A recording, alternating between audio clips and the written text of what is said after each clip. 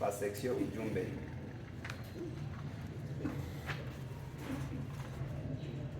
Moja, shukrani. Mshukuruni Bwana kwa kuwa ni mwema, upendo wadumu milele. Zaburi ya 118 na mstari wa kwanza. 2, mafanikio, mpango kazi. Kuratibisha mara kwa mara, semina kwa walimu wa watoto. Uamsho kuandaa albamu kwa mara ya pili. Kuandaa watoto wa kuhubiri tofauti na mikutano yao. Kutembelea matawi. Kutenga madarasa ya watoto wa Sunday school. Kuchangiza kwa ajili ya ununuzi wa vitabu vya Biblia na vinginevyo. Kuhamasisha kwa ajili ya kuangalia wagonjwa. Mambo yaliyofanyika: kuratibisha mara kwa mara, kusali kila siku na kuomba, kufundisha somo mbalimbali, kwa mfano Warumi sura ya 3 na mstari wa 30. Teme, je, Mungu tunayemwabudu ni wa kweli? Wathesalonike wa kwanza sura ya 1 na mstari wa 3 hadi wa 7. Teme, mbinu halisi za kupana Injili. Zaburi ya 105 na mstari wa 4 hadi wa 6. Teme, mtakeni Bwana na nguvu zake. Wakorintho wa kwanza sura ya 11 na mstari wa 17 hadi wa 34. Teste, Mathayo sura ya 6 na mstari wa 9 hadi wa 13. Teme, sala ya Bwana. Kununua vitabu 90 kwa bei ya kununua vitabu 90 ambavyo vinasumulia kuhusiana na hadithi za Biblia.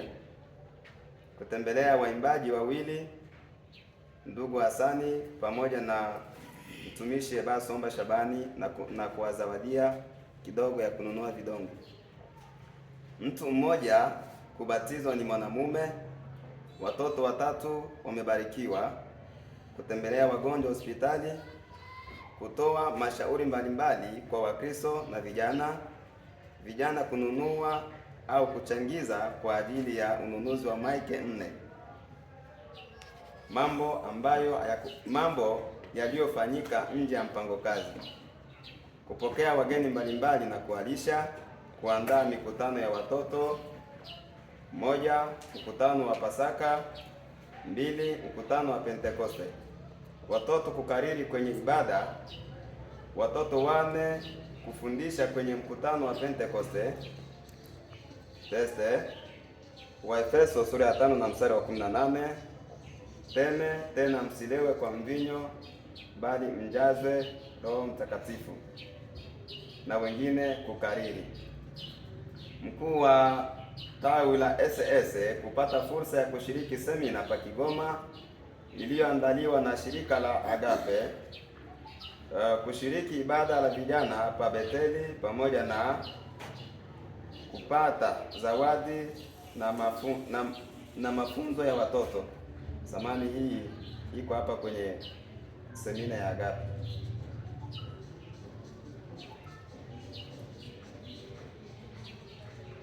Watoto walimu au mtu wa SS amepewa pia zawadi kwa ajili ya kufundishia watoto.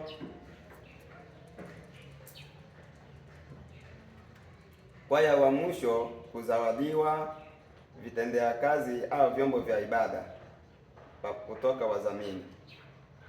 Mambo ambayo hayakufanyika na sababu zake: semina ya walimu wa watoto kutokufanyika kwa sababu ya shughuli za maandalizi ya mkutano, na pia kutokutembelea matawi kwa sababu ya mambo ambayo yaliyojiingiza ya kuandaa mkutano pia. 3 ni changamoto au magumu: vijana kutokutii mashauri. Mkristo mmoja ambaye ni mtoto kufariki, na Mkristo mmoja pia kujitenga na imani, na baadhi ya Wakristo ni wagonjwa. Pia watumishi kutokushiriki vipindi vya maombi vya siku ya tatu na siku ya posho. Baadhi ya Wakristo kutokushiriki ibada za mazishi. Bajeti ya watoto kuwa ndogo vipindi vya mikutano yao.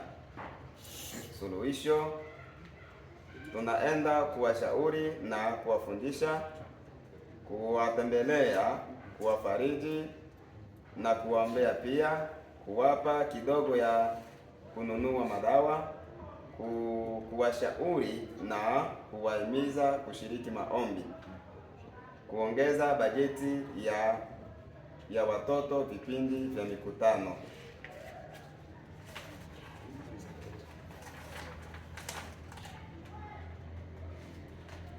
Mapendekezo: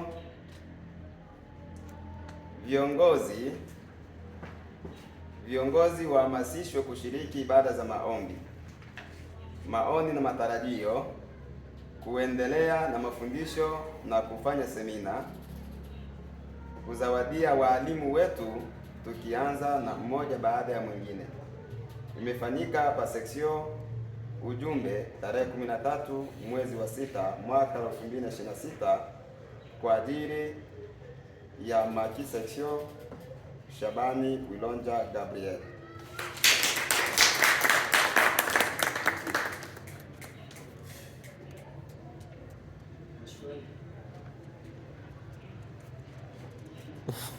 Bwana Yesu asifiwe. Amen. Sawa, nashukuru kwa ripoti nzuri ya kutoka Nuru Wai.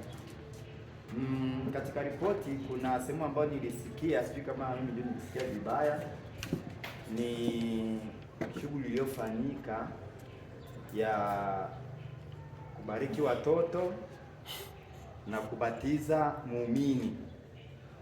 Hiyo simeandikwa hapo. Sasa hiyo shughuli ilifanyika na uongozi wa madibisho au na upastori. Amena. Ubatizo mara zote unafanyika ni ratiba za kutoka uongozi Pastor au pastori. Nilipotiwa wizara ya Injili. Wizara la Injili ndio lina ripoti ndio.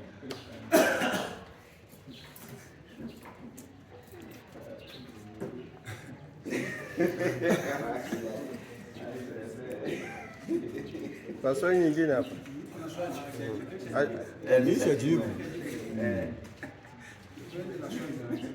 Ni kwenye hapo nimesikia kwamba kwenye hiyo changamoto kwamba Wakristo wengi hawashiriki kwenye ibada za mazishi.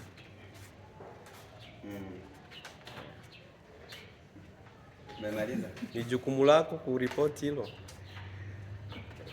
Mimi nahusiana na mambo shughuli za ibada, na pale ninapoona ya kwamba watu hawatekelezi au hawahudhurii mambo ya masuala ya ibada au sehemu itazofanyika ibada, inapaswa kuripoti.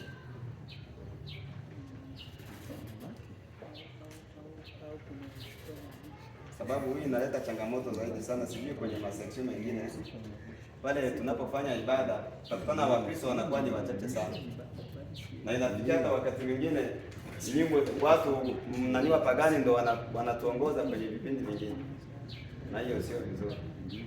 Hata wale wanaopewa zile huduma za kuongoza nyimbo wanashindwa sangaba madredi bashetane swate bashetane masanduku bashetane ongoza nyimbo. Hiyo ni changamoto kubwa ambayo haiwezi kufumbiwa macho. Naweza maswali mawili yameenea. Ila tu nitaniulize hapa.